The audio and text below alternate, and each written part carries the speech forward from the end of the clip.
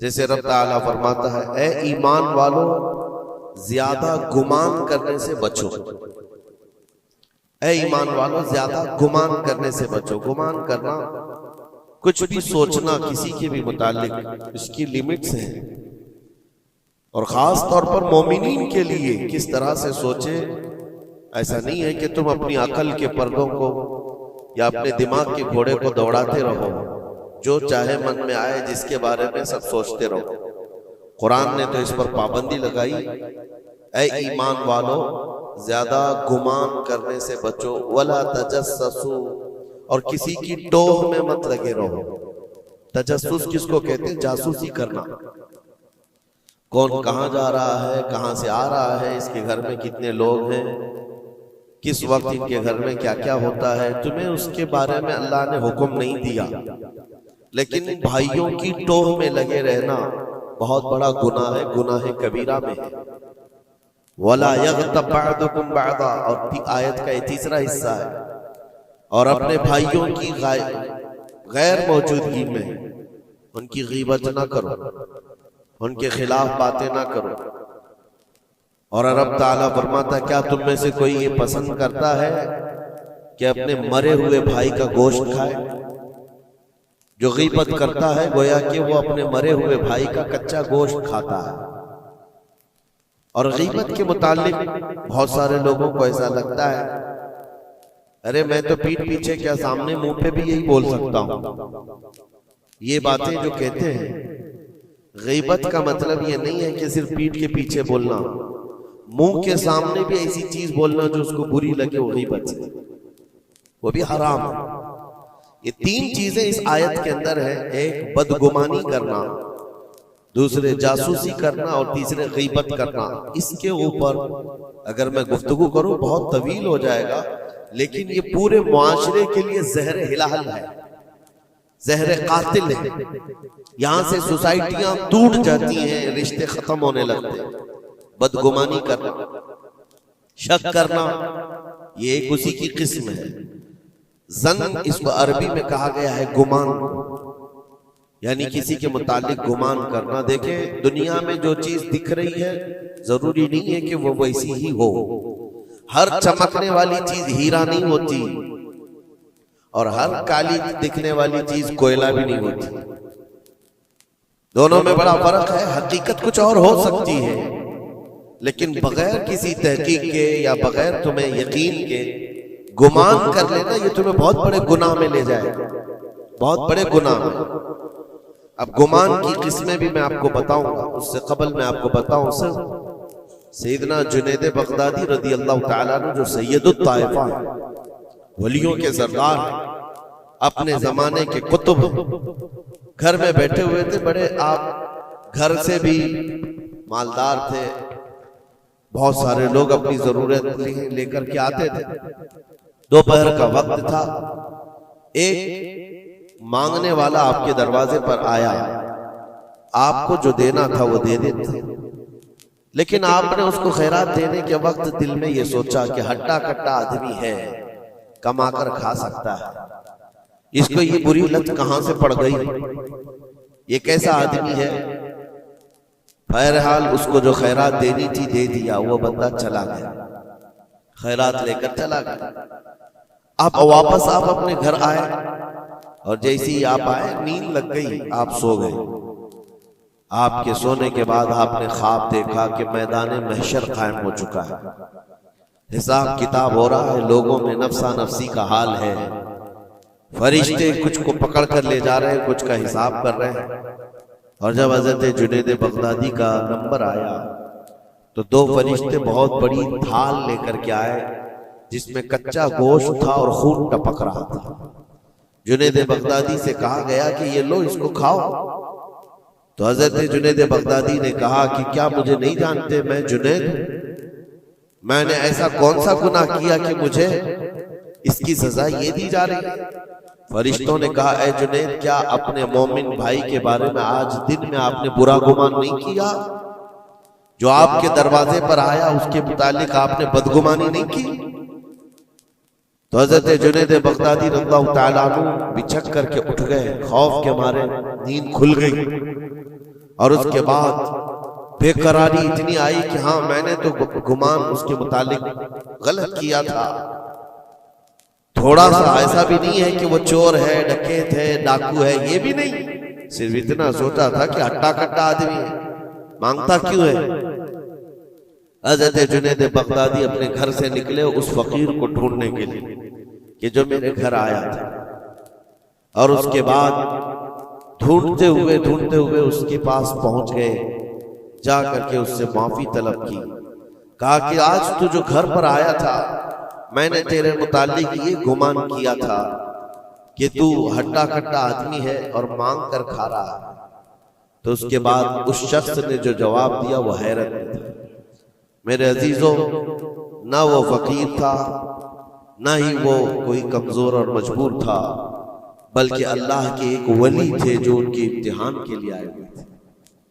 हज़रत जुनैद बगदादी रज़ियल्लाहु ताला अन्हु को उससे ज्यादा माल उन्होंने लौटाया और कहा, ऐ जुनैद, तेरे मकामात को अगर कोई चीज खत्म करती है तो मोमिनीन के मुतालिक बदगुमानी कर, अगर तू आज यहाँ ना आता तो तेरे मकामात रोक दिए जाते, आगे तुम न मारिफत और तरीकत के रास्ते पर बढ़ सकते, क्योंकि ये मर्ज है, ये बीमारी है। इस बीमारी ने तो हमारे मुआशरे को खराब किया हुआ है। बदगुमानी से बचो। यहां तक के लोगों ने बहुत जल्दी अपने दिमाग पर यकीन करके फैसले भी ले लिए हैं।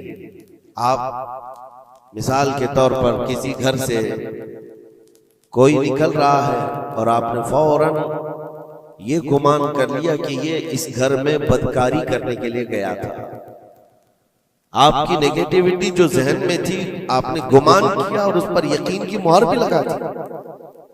ना उससे आपने जाकर पूछा कि कौन है, क्यों आया था।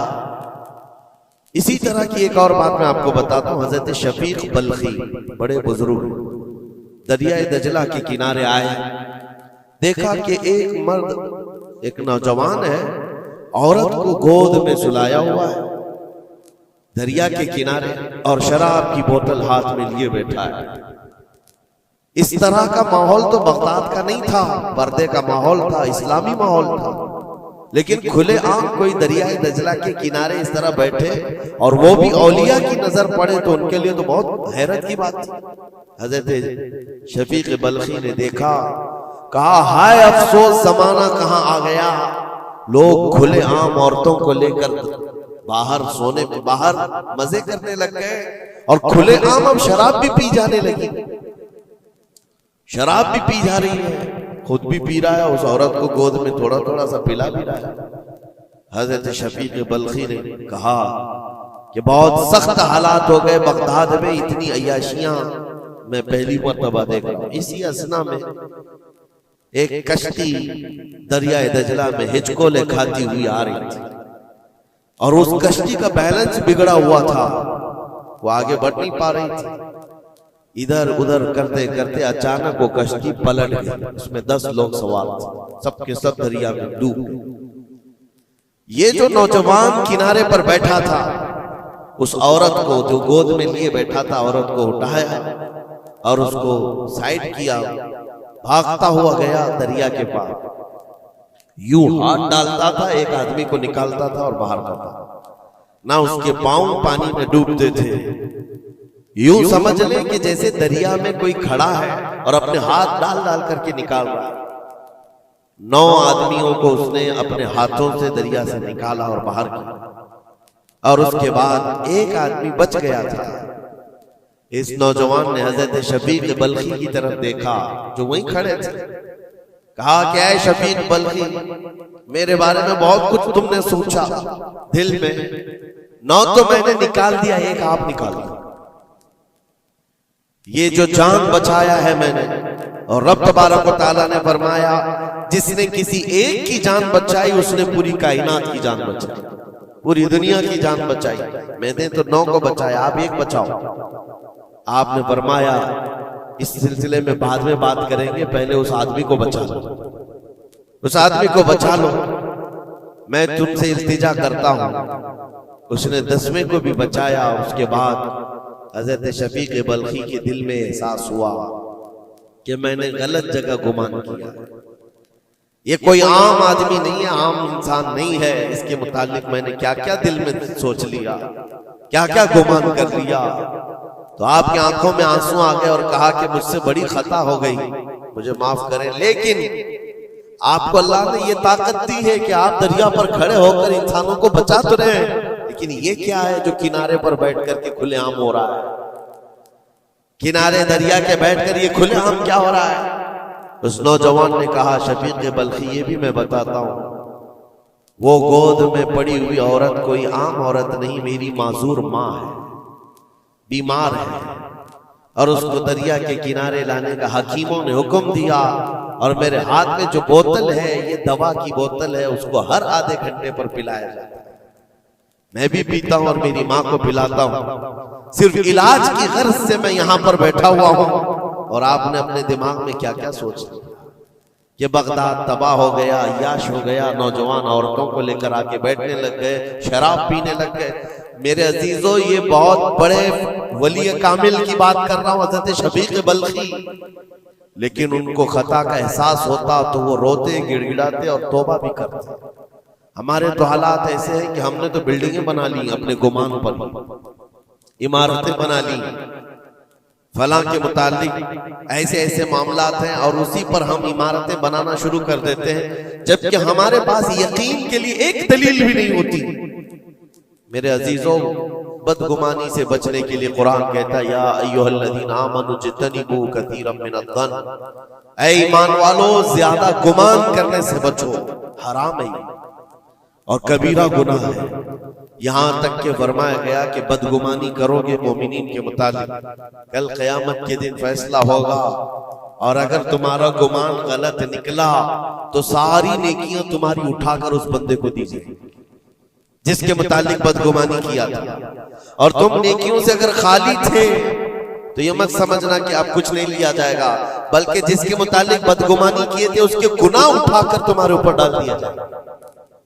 उसके हुकूक की पामाली है, ये हुकूकुल इबाद है। इसलिए ये गुनाह ऐसा है, बल्कि एक मर्ज है जो लोगों के एतमाद को खत्म करता है, रिश्ते बिगड़ जाते हैं। मुझे याद है एक बात बहुत पहले की, हमारे जमाने तालिब इल्म, मैंने तकरीबन 8-10 साल देखा, दो गहरे दोस्त थे, बहुत गहरे दोस्त, एक साथ खाते थे, एक साथ जाते थे, मशहूर थी दोस्ती। और इत्तेफाक ऐसा हुआ कि एक महफिल में बैठे हुए थे, एक दोस्त जो है वो मुझसे बात कर रहा था, और उसका जो दूसरा दोस्त है वो दूर बैठा हुआ है। अब इस दोस्त ने मुझे कान में कुछ बात की, मैंने देखकर हंसा, वो भी मुझे देखकर हंसा, बात कुछ और ही थी। सामने वाले को ऐसा लगा कि हम उसके मुतालिक प्लानिंग कर रहे हैं, और उसको ये लगा कि हम उसके मुतालिक कुछ बुरी बातें कर रहे हैं, जबकि ना उसके नाम का मसला था, ना टॉपिक था, कुछ नहीं था। बस उस बंदे ने इस बदगुमानी की वजह से 10 साल तक बातचीत छोड़ दी। कई मर्तबा हमने बताया भी कि तुम्हारा मैटर नहीं था, तुम्हारा मसला नहीं था, सामने वाले को यकीन नहीं आता, सिर्फ और सिर्फ गुमान की बुनियाद पर कि वो मुझे देखकर हंस रहा था तो मेरे ही मुतालिक बात थी। ये अपने अकल के फतूर पर यकीन करके इमारतें बना लेना तुम्हें बहुत बड़ी गुमराही में ले जाता है। कई मर्तबा ऐसा होता है कि धोखा खा जाओगे। इसी सूरह हुजरात की एक और आयत में बताऊं आपको, अल्लाह करीम फरमाता, या अय्युहल्लज़ीना आमनू इन जाअकुम फासिकुम बिनबइन फतबय्यनु अन तुसीबू कौमन बिजहालतिन फतुस्बिहू अला मा फअलतुम नादिमीन। ये बदगुमानी करने का एक और जरिया है, एक रास्ता है। क्या है? अल्लाह फरमाता, जब तुम्हारे पास कोई फासिक आदमी खबर लेकर के आए तो उसकी तहकीक कर लो। ये अल्लाह का हुक्म है। कोई फासिक आदमी, फासिक कौन है इसकी मिसालें आपको मिल जाएंगी। जो खुलेआम गुनाह करता है वो फासिक है। फासिक आदमी जब तुम्हारे पास खबर लेकर के आए तो रब फरमाता उसकी तहकीक कर लो, वरना ये होगा कि अनजाने में तुमको शर्मिंदगी उठानी पड़ेगी, तुम अपने किए पर बाद में पछताओगे। अला मा फअलतुम नादिमीन, तुम शर्मिंदा हो जाओगे। अक्सर ऐसा होता है कि कोई खबर लेकर के तुम्हारे पास आया और आज के जमाने का बड़ा फासिक ये व्हाट्सएप है, ये बड़ा फासिक है। इसकी बातों पर कौन यकीन करे?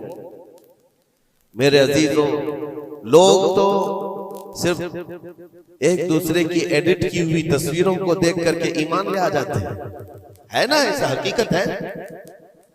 व्हाट्सएप यूनिवर्सिटी के फारिगीन तो अभी जमाने में बहुत है, इनकी नॉलेज सिर्फ और सिर्फ उसी से है, इंटरनेट से, व्हाट्सएप से। जबकि इनकी तहकीकात पर अगर लग जाए तो असल वजूद में कुछ है ही नहीं। इसीलिए मेरे अजीजों, बदगुमानी करने से बचो, बदगुमानी करने से बचो। जिसकी असल ही ना हो उस चीज के फैलाने का हम सबब बन जाते हैं कई मर्तबा। अल्लाह करीम हमें इस बलाए अजीम से महफूज रखे। मुझे एक बात याद आती है, मैंने पढ़ा था ट्रेन में एक आदमी सफर कर रहा है और उसके साथ 3 बच्चे हैं। बड़े बेटे की उम्र 7 साल की, दूसरे बेटे की उम्र 5 साल की, तीसरे की 3 साल की। छोटे बच्चे 7, 5 और 3 साल की उम्र के बच्चे हैं। अब वो बंदा जब ट्रेन में सफर कर रहा हो 3 बच्चों को लेकर के, और जब बैठा हुआ है ट्रेन में, कोई बड़ा उधर से कूदता है, कोई इधर से उछलता है। ये तीनों उछल कूद ऐसी मचाए हुए हैं कि इस मुसाफिर का आराम और सुकून गारत हो गया है। थोड़ी देर तक तो कोई बर्दाश्त कर लेगा, और उसके बाद मुसाफिर देख रहे हैं दूसरे। बड़ा मसला तो ये है कि उछल कूद तो बच्चे कर रहे हैं, बाप एक जुमला भी उनको मना नहीं कर रहा। ना बड़े से कहता है कि बैठ जा, ना छोटे को संभालता है। उछल कूद कर रहे हैं और ये खामोशी से बैठा हुआ है कोने में। सामने के पैसेंजर देखते रहे और कहा कि कितना बेगैरत आदमी है, बच्चों को ऐसे खुलेआम छोड़ा हुआ है, बैलों की तरह नाच रहे हैं। अब कानाफूसी भी शुरू हो गई। थोड़ी देर के बाद जब ये ज्यादा हो गया तो लावा फट ही जाता है लोगों का। कोई किसी की गोद में कूद पड़ रहा है, कोई उछल कूद करते हुए बच्चा किसी के यहाँ लटक जा रहा है। 1 घंटा तमाशा हुआ तो उसके बाद लोगों के सब्र का दामन छूट गया, बोलना शुरू कर दिया। और सबने मिलकर के जब उसको कोसना शुरू किया, भाई साहब आपके बच्चे हैं? उसने कहा मेरे बच्चे हैं। कहा कुछ तो तमीज सिखाओ, सफर के आदाब तो बताओ। कोई वहां से कूद रहा है, कोई यहां से कूद रहा है, सारे लोगों का आराम गारत करके रखा है इन बच्चों ने। आप बाप हैं, आपको तमीज नहीं आती, आपको तरबियत का अंदाज नहीं मालूम। सबकी डांट डपट सुनता रहा और उसके बाद थोड़ी देर के बाद फुर्राई हुई आवाज निकली, उसकी दर्द भरी आवाज निकली। कहा मैं इनको तरबियत अच्छी तरह से देता हूं, तमीज भी है सब, लेकिन मसला ये है कि आज ही सुबह इनकी माँ मेरी बीवी का घर में इंतकाल हो चुका है। वो मैके गई हुई थी, ये बच्चे मेरे पास थे। मुझे सुबह खबर आई है इनकी माँ का अचानक दौरा पड़ने से इंतकाल हो चुका। मैंने अभी तक इन बच्चों को बताया नहीं कि इनकी माँ का इंतकाल हुआ। ये जितना उछल कूद कर रहे हैं, खेल रहे हैं, अभी घर पहुंचेंगे तो इनकी सारी खुशियां खत्म हो जाएंगी। ये अपनी माँ की मुर्दा लाश को देखेंगे तो सारा उछल कूद चला जाएगा। बस मैं इसलिए इनको इतनी देर के लिए छोड़ा था कि जितनी देर खुशी मना सके मना ले, फिर जिंदगी भर इनको माँ को खोने का एहसास तो सताता ही रहेगा। बस इतना जुमला उसका निकला तो हिचकियां बंध गई। जो बगल में मौजूद मुसाफिर थे सबकी आंखों में आंसू आ गए। अब कोई बच्चे को उठाता चूमता था, कोई उसको गोद में उठा रहा है। बच्चों को खबर नहीं है कि इनकी माँ का इंतकाल हुआ है और ये बंदा उनको सफर पर ले जा रहा है। लेकिन थोड़ी ही देर के लिए दूसरे मुसाफिरों ने क्या क्या बदगुमानियां कर ली। मेरे अजीजों, किसकी जिंदगी में क्या चल रहा है आपको खबर नहीं है। कई लोगों की जिंदगियों में समंदर मौजें मार रहा है और आप उसे देख करके न जाने बेगैरत समझ लेते हैं, कभी उसको बदतमीज समझ लेते हैं। ये बदगुमानियां हैं जो बंदे को यहां तक ले आती है। और बदगुमानी करने का एक तरीका ये भी है कि हज़रत इमाम राजी फरमाते बंदा बसा औकात काफिर भी हो जाता है, कुफ्र तक चला जाता है बंदा, क्योंकि गुमान पर अगर यकीन करने लग जाए। इसलिए बचो इन चीजों से। और मोमिनों की इज्जत को पामाल करना यह आसान नहीं है। सिर्फ और सिर्फ मैंने कई मर्तबा देखा है, उड़ती उड़ती खबरें आती हैं तो हम उस पर यकीन करने के करीब हो जाते हैं। अल्लाह हमें भी इसकी हिदायत दे। ये बहुत बारीक चीज है जिससे बचना नामुमकिन नहीं तो मुश्किल जरूर है। मेरे अजीजों, इससे बचने का एक तरीका यह है, बंदा ये सोच ले कि मुझे रब ताला ने इस दुनिया में किस लिए भेजा है। सबका हिसाब किताब लिखने के लिए भेजा है। सारे लोगों का अमाल नामा मुझे पूछा जाएगा क़यामत के दिन, फलां क्या करता था, फलां क्या करता था। जब मुझे रब ताला ने इसका मुकल्लफ ही नहीं बनाया तो खामखा दूसरों की जिंदगियों में क्यों दखल अंदाजी करूं, क्यों लोगों के मुतालिक गुमान पाल करके बैठूं। आपको इस रुए जमीन पर जो भेजा गया वो अल्लाह ने अपनी इबादत के लिए भेजा है, अपनी रजा के लिए। हम उसकी रजा तो हासिल ना कर सके, उसकी इबादत में कामिल हो नहीं सके, और दूसरों के अयूब पर हम लोगों ने अपनी पूरी एनर्जी खर्च करना शुरू कर दिया। अजीजा निगरानी वक़ार, ये पुरफितन दौर ऐसा है। अब मैं जो किसमें बता रहा था जन की, देखें बसा औकात बंदे से बंदे का गुमान अपनी जगह पर। आप मेरे बारे में क्या सोचते हैं मुझे मालूम नहीं, मैं आपके बारे में क्या सोचता हूं वो आपको भी नहीं मालूम। ये तो बंदों का गुमान है, लेकिन बंदा रब से जो गुमान रखता है ये भी बहुत बड़ा मसला है, बहुत बड़ा मसला है। इसको आसान मत समझे। ये दिमाग के घोड़े जब दौड़ते हैं इस पर कंट्रोल भी तो नहीं होता है, कहां तक जाएंगे गुमान। मुस्लिम शरीफ की हदीस है, मेरे आका सल्लल्लाहु तआला अलैहि वसल्लम फरमाते हैं, शैतान तुम्हारे पास आता है गुमान के रास्ते से। तुम सोचने लगते हो आसमान को किसने बनाया, ये सोच ही तो है। तुम्हारा दिल जवाब देता है अल्लाह ने बनाया। जमीन को किसने बनाया, अल्लाह ने बनाया। चीजें सोचते जाते हो उससे पहले क्या था, उससे पहले क्या था, इससे पहले क्या था। और ये जब दिमाग के घोड़े दौड़ने लगे, तुमने उसको नकील नहीं थामी तो ये लेकर के जाता है दिमाग। आखिर में ये गुमान डालता है फिर अल्लाह से पहले क्या था, या फिर अल्लाह को किसने बनाया। यहां आकर के तुम्हारे ईमान पर डाका पड़ जाता है और तुम शशोपंज में रह जाते हो। खुद से अगर कुछ सोचकर फैसला कर लिया कि अल्लाह के पहले ऐसा था या अल्लाह ऐसा था, नाउज़ बिल्लाह, तो कुफ्र हो गया। एक गुमान के रास्तों को आजाद छोड़ने का हुक्म नहीं दिया गया है। इसीलिए मियां हम और आप तो छोड़े, औलिया की बात भी छोड़े, उम्मत के जो सबसे आला किस्म के लोग थे वो सहाबा थे। सबसे आला, कयामत तक पैदा होने वालों में जो सबसे अच्छे थे अल्लाह ने उनको सहाबी रसूल बना। सहाबा इकराम बात कर रहे थे आपस में किस मसले में, तकदीर के बारे में, तकदीर के मुतालिक बात करें। तकदीर के बहुत सारे मसले, इसमें दिमाग की गिरें ऐसी आजाद हो जाती है, बंदा सोचने लग जाता है। तकदीर क्या है, जो कुछ भी दुनिया में होने वाला है अल्लाह ताला ने उसको पहले से लिख दिया है। ये यकीन है कि नहीं आपका तकदीर? और तकदीर का इनकार करने वाला काफिर है। यानी जो कुछ अच्छाई या बुराई जिंदगी में हो रही है अल्लाह ने इसको पहले से लौहे महफूज में लिखा, ये तकदीर है। अब बंदा यहां सोचने लगता है अगर पहले से लिखा हुआ था तो मुझे तो वही करना है जो वहां लिखा हुआ है, इसमें मेरा क्या कसूर है। गुनाह करता है उसके बाद बोलने लगता है तो पहले से लिखा हुआ था। कुछ भी करेगा और उसके बाद ये गुमान करने लगेगा कि वहां तो लिखा हुआ था, मैं ऐसा कर रहा हूं। तकदीर के मसले ऐसे हैं कि बाज लोग सवाल करने लग जाते हैं कि मियां अगर अल्लाह ने पहले से लिखा है तो फिर बंदे का क्या कसूर है इसमें जो गुनाह कर रहा है, और अगर पहले से लिखा हुआ नहीं है तो फिर तकदीर नहीं है। इन मसाइल में गुफ्तगू करते करते, गुमान करते करते बंदा कुफ्र तक पहुंच जाता है। कुछ फिरके भी बन गए इसी बात, जबरिया, कदरिया। अब मैं यहां पर इसलिए ये बात कर रहा हूं, नबी करीम सल्लल्लाहु तआला अलैहि वसल्लम ने सहाबा को मना कर दिया कि इस मसले में गुफ्तगू ज्यादा ना करो, तो आम लोग तो छोड़े। अब जन की किस्में मैं बता रहा हूं, गुमान की वो 4 किस्में बताई गई। इमाम अबू बकर जस्सास राजी रहमतुल्लाह अलैह ने 4 किस्में इसकी बयान की। पहला गुमान हराम है, दूसरा गुमान वाजिब है, तीसरा गुमान मुस्तहब है और चौथा गुमान यानी ना उसके ऊपर गुनाह मुबाह है।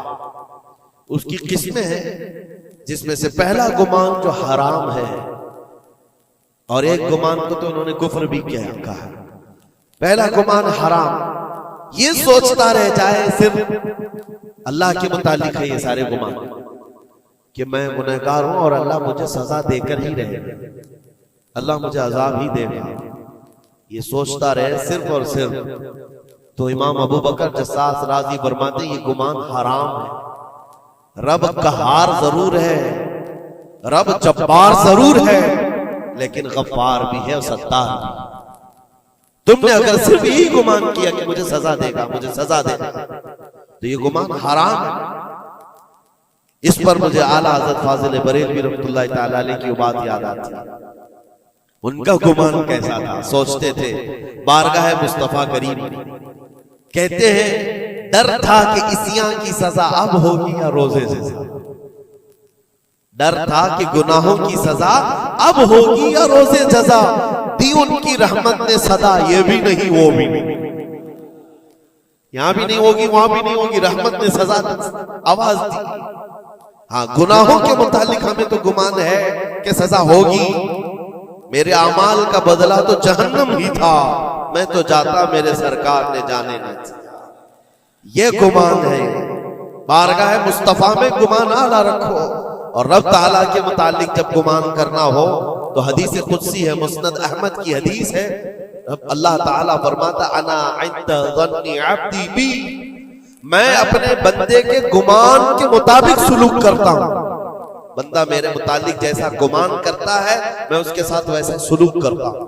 अब तुम्हारा है, ये तुम्हारी मर्जी है। और हदीस का आगे का टुकड़ा भी है, फल यदुन मा शा अबी, बंदा जो चाहे मेरे बारे में गुमान कर ले। तुम सख्त किस्म का खुदा गुमान करके बैठे हो, सख्तियों का सुलूक हो जाए।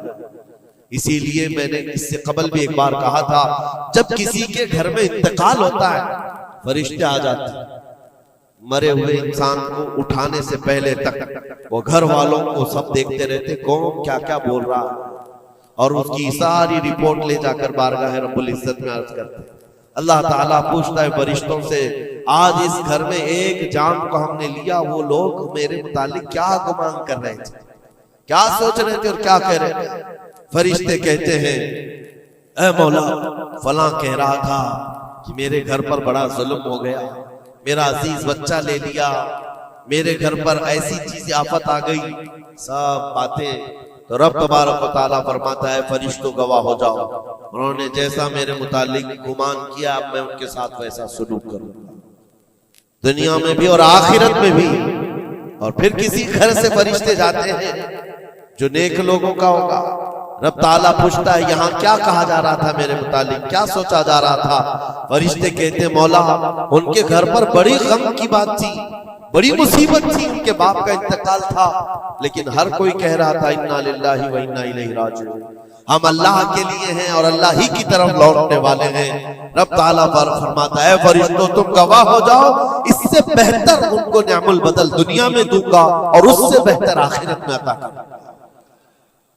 तो अल्लाह करीम के बारे में गुमान क्या रखना है, ये भी गौर और फिक्र के साथ। ये जन्न हराम से बचो, जन्न कुफ्र से बचो, और जन्न वाजिब है एक जो फिक़ह के मसले हैं, ये अहादीस जिसको जन्नी अहकाम कहा जाता है, वो सब यहां पर डिस्कस करें तो आपके ऊपर से बाउंस चला जाए।